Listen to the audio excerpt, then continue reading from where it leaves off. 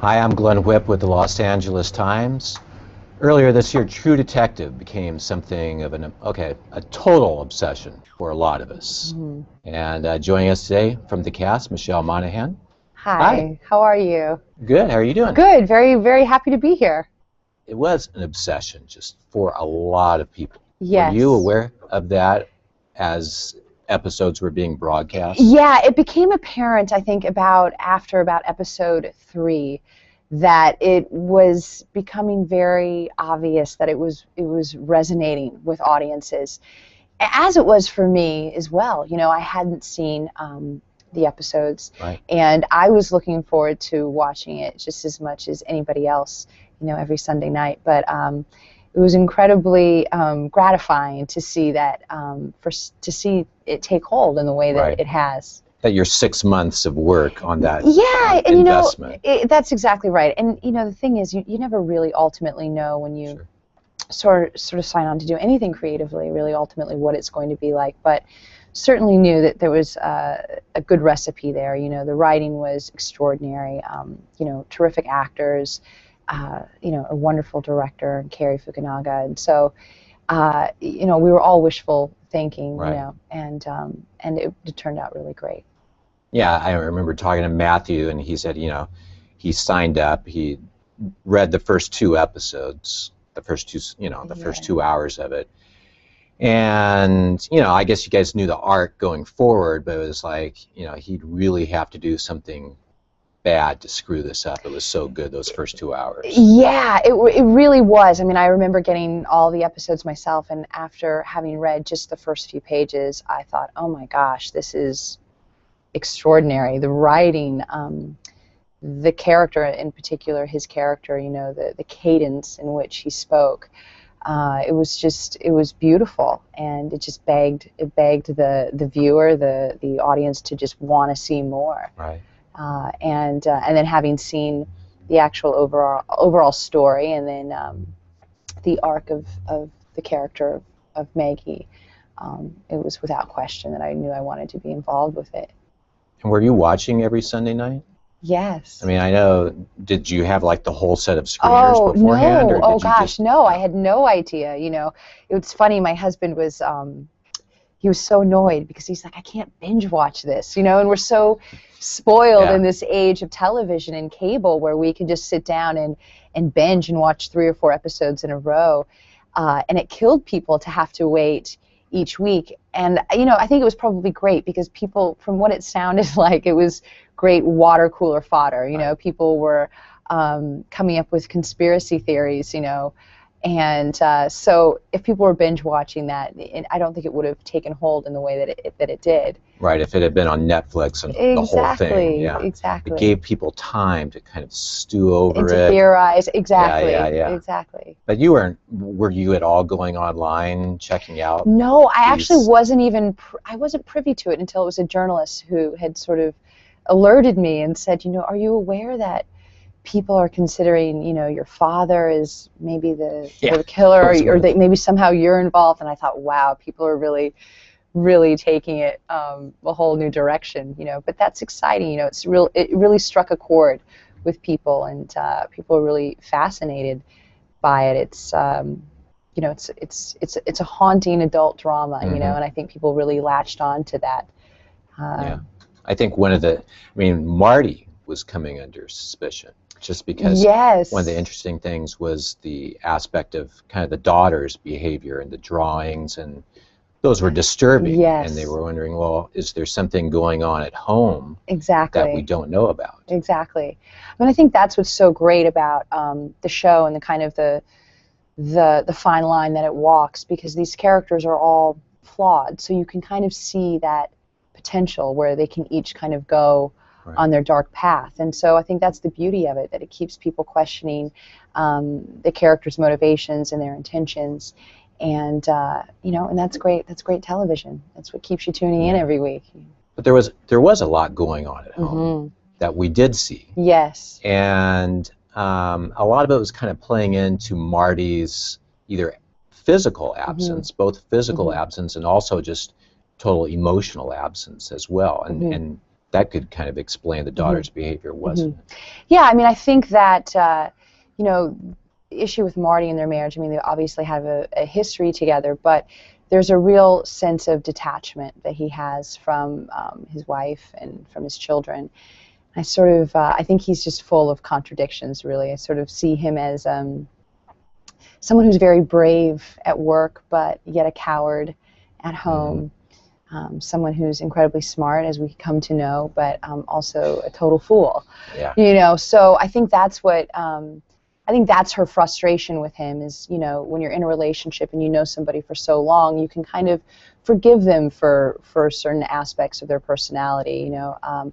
But I think it's the continued disconnect that he has within the marriage, and that his refusal to sort of to man up, really, and kind of come clean. Yeah. And she gives him plenty of opportunity to do that. And I think that's what's probably the most disturbing, is when she starts to see the cumulative effect on not just herself but her daughters. Yeah. There's a really powerful scene. I can't remember if it's in the first or second episode, but it's in the bedroom. Yes. Where she is kind of giving him an out. She is. You know, there's that scene was so beautifully written. It was such a pleasure doing that scene. It was a really intense scene. It was really confronting, I think, for a lot of people, because it was very real, in the sense that, you know, I'm saying that you're in a relationship, and I think there's a line that she had said, Maggie had, where, you know, I try to remember, you know, the way things used to be, like it's my job or something. Like, oh, I remember how it used to be, and I'm going to forgive him for that. And, you know, I'm trying to let you off the hook here, Marty. And here I am, man, right here, right now. And he can't do it. And he can't do it. And it's such an intimate scene. It's such an intimate scene emotionally. Right. That I love that scene. I love everything about it. The writing, and Woody's so fantastic in it. He becomes this very sort of, you know, defensive person, but at the heart of it, at the very end of it, you know, he's just sort of this scared little boy. Yeah. You know, which is just so honest. And you guys knew you had worked together before. Yeah, it's funny. You know, I've known Woody for many years. We worked on a film called North Country years ago, and we had a great experience then. And I've always been really fond of Woody. And it's funny because we are mostly always laughing together. You know, we're both pretty lighthearted. So it was really interesting. I think one of those first days we had a very intense, emotional scene, and I remember him looking at me afterwards, and he was like, "Oh my God, that just hurt! I didn't even know you had that in you," you know. And so it was fun to get to play with him in that way. I mean, that's just the beauty of getting to be an actor, you know, and to see your friends be capable of all these different levels, and to be surprised. And I felt very safe and very comfortable with Woody, because you know, as I've said, I've known him. So it was the perfect. Those two characters don't share too many laughs. And, no, not at all. You know, not at all. I was like flashing back, trying to think. Well, they must have a light moment. Yeah, no. I'm trying to think too. If they go out dancing. There is, you know, there is a light moment, and it was a dinner scene, and we kind of cut that scene short. But it was a scene in which Rust is together along with Marty. We're all out together on a date, and there was a moment. I don't think we saw the extent of the scene, but it did exist on some sort of level, you know. Yeah. Maybe a bonus feature. Yeah, exactly. That little glimmer. He makes her laugh, you know. Yeah. Well, and Woody is very much like that. He has that boyish charm. Completely. So I mean, which is funny. I mean, I heard you were getting questions, or some people were at least commenting to you or asking, why doesn't Maggie take Marty back? Give him another chance. Do you know what? It's so funny. It's really interesting how people have responded to that, because a lot of men have said to me, "Oh, just take him back." You know, oh gosh, whatever. He's just going through a tough time, and then a lot of women were like, "Oh my gosh, get rid of him." You know, he's no good. And it's just people were very passionate about her sort of choice, and again, you know. It is that sort of boyish charm, you know. It's sort of that they were sort of college sweethearts, you know, that's Right. the sort of thing that won her over, you know, and that's the thing that'll always be near and dear to her heart. If like he cracks a joke or pinches her bum or something like that, you know, it's like, oh, that's sort of what I've been sort of longing for, even though it's not real at all, you know, it's not lasting, certainly. But it's sort of what she latches onto, I suppose, for as long as she can. It sounds like the reactions were pretty much divided then equally between gender. Yes, that's that's as expected. Yeah. Yeah.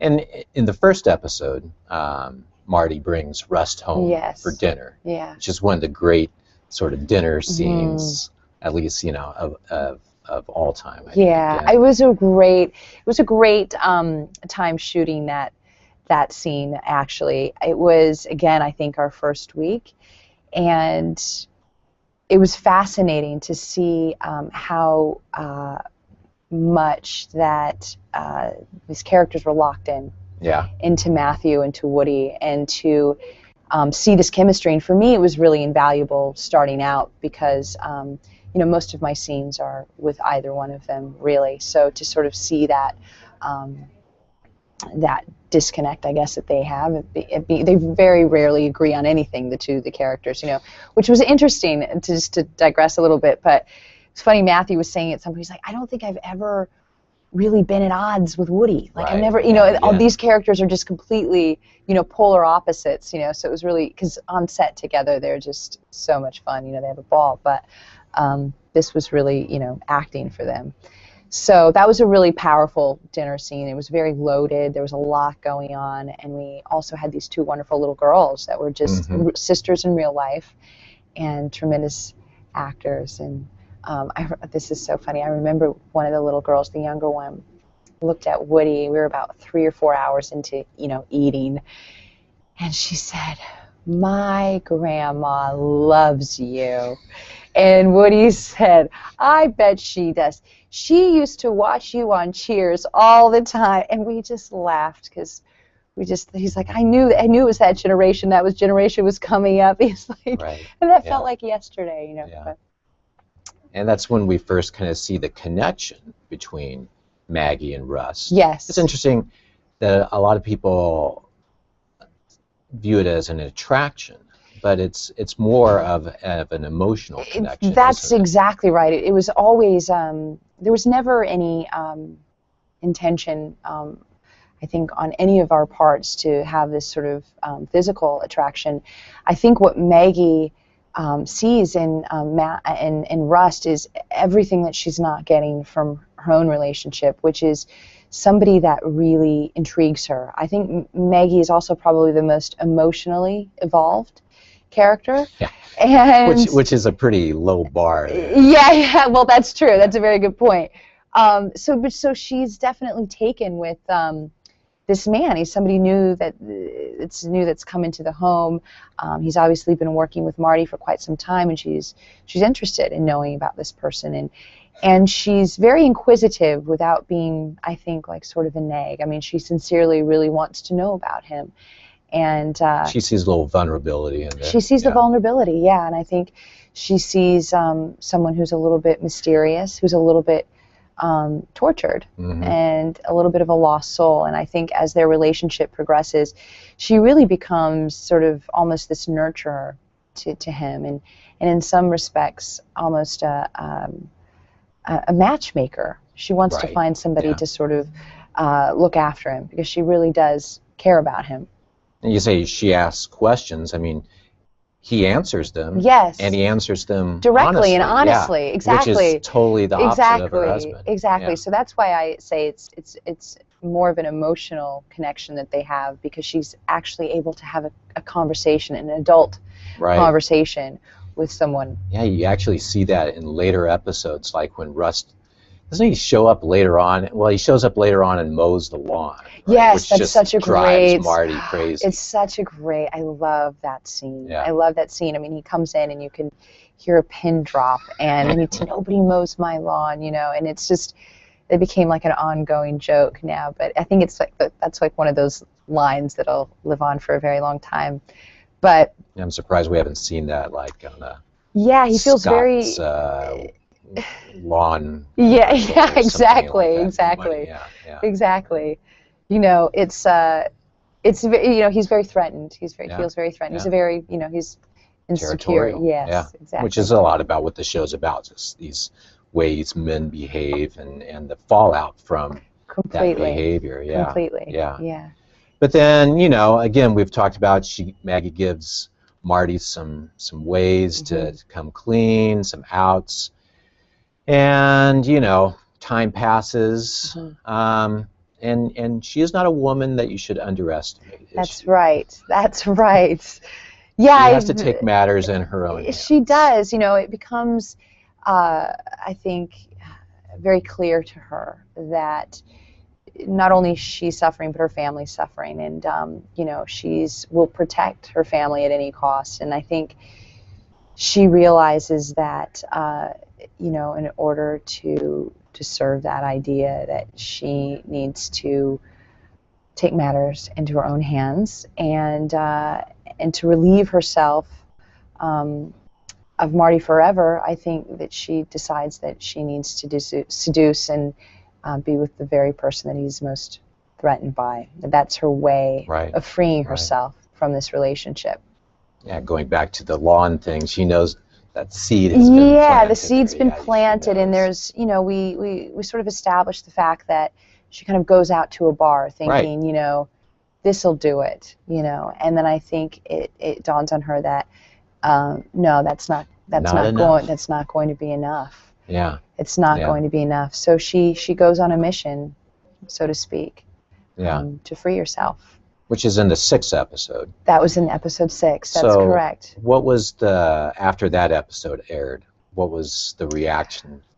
Well, it was people were kind of devastated. Yeah. I mean, it was very interesting. Again, the women were like, "Way to go," and I don't know if that was just like a Matthew McConaughey thing, or people feeling like, okay, she really got him back. But I think people sort of saw it kind of coming, but I think people were surprised that it was the motivation behind it. I think people would have maybe expected them to have, maybe have sex and then sort of like be together, like that sort of thing. I mean, I think that would have been sort of the obvious thing. That's a Matthew McConaughey romantic comedy. Yeah, exactly. That's a different movie, isn't it? Totally different genre. Yeah. And ultimately, the reason why I signed on, it was because of that great arc and that unexpected sort of moment in time. Yeah, it's interesting because the show is getting a lot of criticism, or some criticism for its portrayal of women, and you must have just been sitting there going, well, okay, hold on. It was like, just hold wait, on. And coming. Clearly, I think that is, quite honestly, a misguided criticism. I mean, clearly the show is shot, from the 2 points of view of these, characters who are deeply flawed, and while their actions are inappropriate, the show isn't. The show's not glorifying it by any stretch of the imagination. So, but I kept wanting to say, like, no, you don't understand. It's not just, she's not just the wife. There's there's some motivation behind the bigger picture. But that's just you just have to hang tight and hold tight and just wait for audiences to sort of find it and decide for themselves. But that was a very poignant scene. It was a powerful scene. It was a big release, I think, for both of the characters for different reasons, and it was a good one to shoot with Matthew. He just goes for it. And then I think in the scene following that is when she really hands it to her husband, and I think that's her moment of revenge. Yeah, that dinner table. The dinner table, that was a powerful scene. It was a powerful scene, and I have to say, Nick actually, it was originally just written like 2 or 3 scenes where he comes in, he sits down, and he's like, I have to tell you something. I slept with someone. And then the scene sort of ended and it moved on to something else. And I remember after having shot the scene with Matthew, which happened maybe, a few days earlier, but it was something that informed something much deeper and greater in me. I thought, oh gosh, I really think I really need to really stick it to him, And Nick was always so great, through this whole process, and I think because he was there every single day, he was watching us sort of envelop these roles, really. And he said, if there's anything that you're missing or you need or you don't want, just come talk to me or whatever. And I think that was a moment where we were going to shoot it after lunch. And I said, I think maybe there's something a little bit more. And he was like, okay, I see that. I think he wrote something on a napkin. He came back from lunch and he said, how's that? I said, oh gosh, that's magic, Wow. And we asked Woody, and he was like, of course, whatever. And we shot it, and it was very cathartic for me at that point, because it had been this build-up of sort of keeping it in and really sort of being stoic and calculating at the same time, but wanting to be able to unleash at that particular moment. And it was explosive, the energy, and I think for Woody as well, it was just it was perfect in the way that it sort of ultimately culminated in that way. And then we see Maggie, sort of years later. Yes. And she's moved on. And I guess time has a way of sorting things out. Yeah, that's exactly right. I think there's also that great line that Nick wrote in something.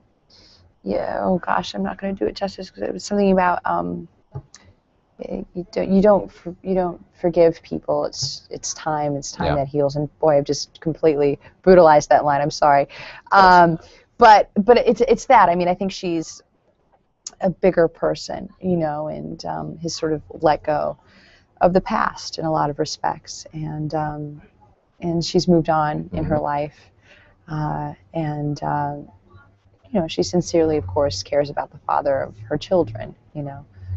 Right. Now, this was a long shoot. It was. I think 6 months was about 6 months and change. Yes. And somewhere in the middle of it, you found out you were expecting. Yes, that's exactly right. I think I finished the shoot almost sort of 5 months pregnant, ultimately, which was. But you didn't tell anybody. I did not tell anybody. I was really fortunate. I felt great. It was sort of a non-issue, and it was.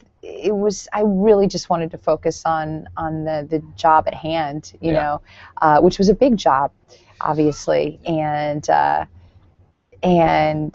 So it wasn't a thing where it wasn't, you're running off what? to the bathroom. But Where's Michelle? No. But it was interesting, because towards the tail end, I of course was playing an older woman, like in my 50s, and I had at that point put on probably 10 or 12 pounds or something like that, and I'd gone away for like 3 weeks or something like that, and I'd come back, and as I was getting older, I was actually getting bigger. Like, my butt was getting bigger, everything was getting bigger, and I was thinking, okay, they probably think I'm method, exactly, and I didn't say anything, of course. And then finally, I think the last few weeks we had to, I had to tell the costume designer and ask her, because things weren't fitting at all comfortably. But yeah, it was an interesting sort of. But the costume designer was the only one who knew? She was the only one that knew at the very end, yeah. So when did you, on my final day, when, everybody said that's a wrap, and, I shared with Woody and Matthew, and, shared with everybody. They were also very happy and everything for me. I really appreciated that, but. Kind of let the cat out of the bag. Yeah, I let the cat out of the bag. Exactly. Yeah, exactly. Yeah. Exactly.